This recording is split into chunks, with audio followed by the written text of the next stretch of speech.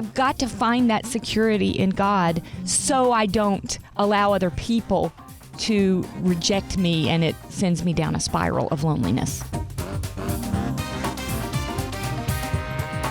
Because if we really understand who we are in God, mm-hmm.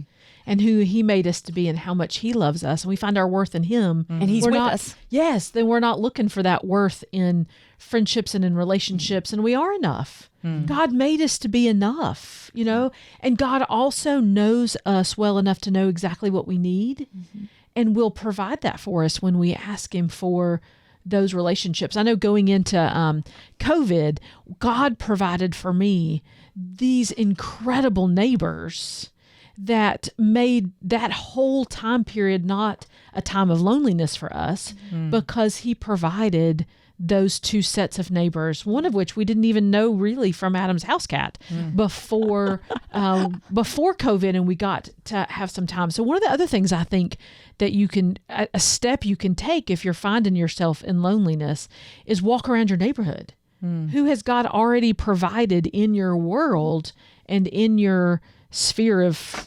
the place He put you, that could those who in those places could become deep relationships for you, and let God kind of expose that to you.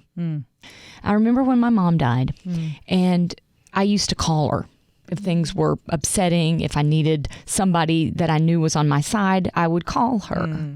And when she died and that was taken away, many times I've thought, I have nobody. It's not true I don't have anybody.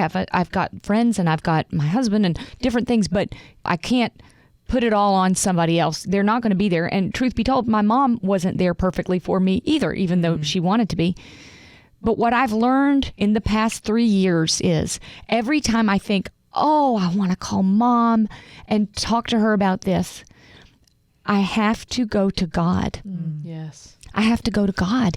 And I remember there was a time when I was praying and I felt Him pressing that on my heart. She's not available for me to talk to, but I am. And I have remembered that and done that. And there's still times I pick up my phone and I'm like, oh, if I could just dial the numbers. And then God's like, I'm here. I'm here.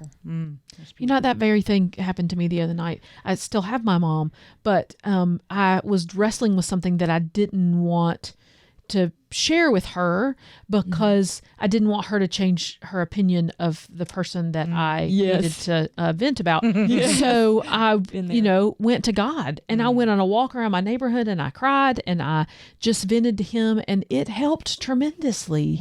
It really makes a difference. So regardless of whether or not you have that person or not, that you can just say all the things to, God is there and He listens, and He wants to be that sounding board, and He'll listen better than any human will.